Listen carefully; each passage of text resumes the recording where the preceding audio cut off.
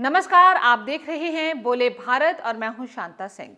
राहुल गांधी संसद से लेकर सड़क तक और हरियाणा से लेकर अमेरिका तक दलित दलित पिछड़ा पिछड़ा चिल्लाते रहे और उन लोगों के ही वोट से बीजेपी ने हरियाणा में जीत की हैट्रिक लगा दी।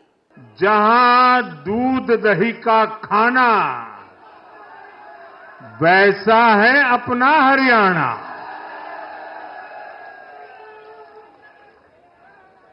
हरियाणा के लोगों ने फिर कमाल कर दिया है और कमल कमल कर दिया है। कांग्रेस अब ईवीएम पर लांछन लगाने के सिवा कुछ नहीं कर पा रही। तो क्या कांग्रेस को हरियाणा में अति आत्मविश्वास ले डूबा, जैसा कि इंडिया ब्लॉक के इसके सहयोगी अरविंद केजरीवाल कह रहे हैं, या फिर कांग्रेस हारने की कला में इस कदर पारंगत हो चुकी है कि जीता हुआ चुनाव कैसे हारा जा सकता है, इस पर वो किताब लिख सकती है। जो भी हो, लोकसभा चुनाव के बाद जिस तरह लग रहा था कि बीजेपी विधानसभा में हार जाएगी और कांग्रेस जीत जाएगी, उन सभी अनुमानों को बीजेपी ने ध्वस्त करके जीत हासिल कर ली। और जीत भी ऐसी वैसी नहीं, बल्कि 2014 में पाए गए 47 सीटों वाली जीत से भी बड़ी जीत। अब की बार बीजेपी को 48 सीटें मिली हैं। 37 सीटों पर सिमटी कांग्रेस के लिए और खासकर उसके नेता राहुल गांधी के लिए आने वाले दिन मुश्किलों भरे हो सकते हैं। आखिर कांग्रेस कहां चूकी और कैसे उसको केंद्रीय नेतृत्व ठीक कर सकता था, इस पर हम विस्तार से बात करेंगे, इसकी पूरी व्याख्या करेंगे। लेकिन इससे पहले अगर आप बोले भारत को सब्सक्राइब नहीं कर पाए हैं तो सब्सक्राइब कर लीजिए, हमारे वीडियो को लाइक कीजिए, ज्यादा से ज्यादा शेयर कीजिए और अपने विचार कमेंट बॉक्स में जाकर जरूर लिखें। इस बार हरियाणा में बीजेपी को 39.94% वोट मिले और कांग्रेस को 39.09% वोट, यानी वोट का फासला 0.83% रहा, 1% से भी कम। और इस 1% से भी कम वोट पर 11 सीटों का खेला हो गया। कांग्रेस के अरमान 1% से भी कम वोटों में बह गए। वैसे लोकसभा चुनाव को ही आधार बनाए तो ये बात समझ में नहीं आती कि कांग्रेस किस बल पर जीत का गुमान पालकर बैठी थी। पिछले लोकसभा चुनाव में बस सीटों के मामले में ही ऐसा हुआ कि कांग्रेस को भी 5 सीटें मिली और बीजेपी को भी 5 सीटें। कांग्रेस के 5 सांसदों का जीतना बड़ी कामयाबी थी। लेकिन कांग्रेस के नेताओं के साथ दिक्कत यह है कि वो पूरा रिसर्च नहीं करते, नतीजों का कच्चा चिट्ठा नहीं खोलते, उसकी तार्किक व्याख्या नहीं करते। अगर करते तो पहले तो वोट पर ध्यान देते। उस चुनाव में बीजेपी को 46% वोट मिले थे और कांग्रेस को 43% वोट मिले थे, यानी वोटों का फासला 3% था। 3% वोट के अंतर के बावजूद बराबर सीटें हासिल कर लेना कांग्रेस की कामयाबी रही। लेकिन अगर लोकसभा की जीत को विधानसभा में देखें तो कांग्रेस ने 42 सीटों पर जीत हासिल की थी, जबकि बीजेपी ने 44 सीटों पर। कांग्रेस को लोकसभा चुनाव में विधानसभा की 42 सीटों पर बढ़त इसलिए मिली थी क्योंकि तब हरियाणा की 20% दलित आबादी ने कांग्रेस को वोट दिया था। तब उसने मायावती को 1% वोट भी नहीं दिया था और ना ही तब आम आदमी पार्टी इनका खेल बिगाड़ने के लिए थी। लेकिन इस बार पंचकोणीय लड़ाई में वोटों का छोटा मोटा ही सही विभाजन हुआ और वो विभाजन कांग्रेस के सपनों को खंडित कर गया। लोकसभा चुनाव में हरियाणा में बीजेपी कांग्रेस से 1 इंच भी कमजोर नहीं थी। बीजेपी अपनी ताकत को पहचानती थी, कांग्रेस अपनी कमजोरी को पहचान नहीं पाई। दरअसल कमजोरी को पहचानने के लिए माइक्रो मैनेजमेंट बहुत जरूरी है और माइक्रो मैनेजमेंट बीजेपी को आता है, कांग्रेस को नहीं।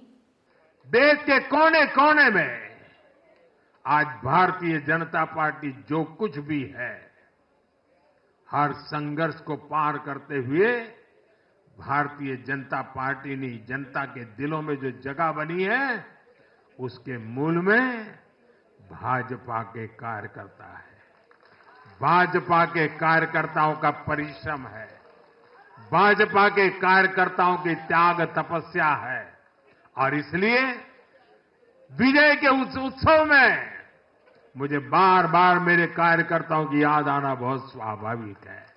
लोकसभा चुनाव में 5 सीटें जीतने के बाद कांग्रेस मानकर चलने लगी कि वो विधानसभा का चुनाव जीत जाएगी।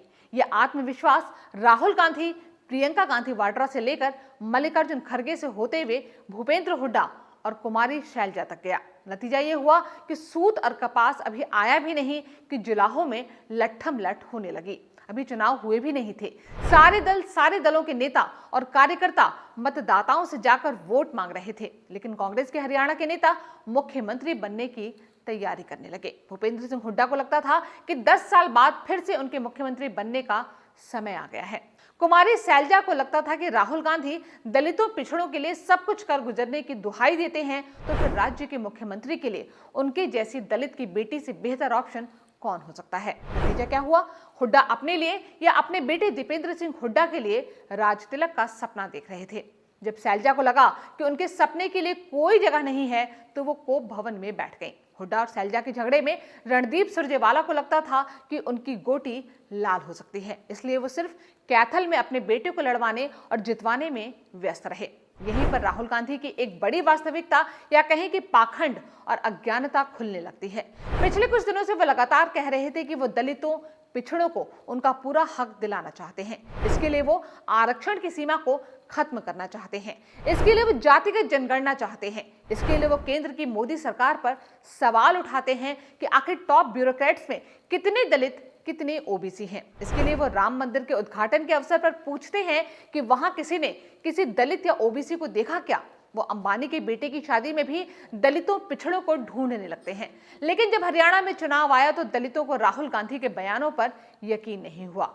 उसकी वजह है कांग्रेस की जाट राजनीति। जाट हरियाणा में सबसे दबंग जाति है। कांग्रेस में टिकट बांटने में राहुल गांधी की दिलचस्पी नहीं दिखी। 90 में से 70 सीटें हुड्डा ने अपने लोगों को दी।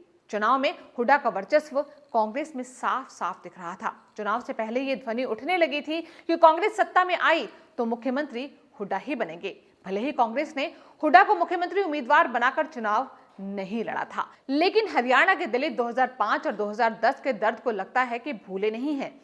2005 में गोहाना में और 2010 में मिर्चपुर में जाट दलित संघर्ष में दलितों पर हुआ अत्याचार सबके सामने था। तब भूपेंद्र सिंह हुड्डा ही मुख्यमंत्री थे। ऐसे में दलितों के लिए कांग्रेस पर भरोसा करना इतना आसान नहीं था।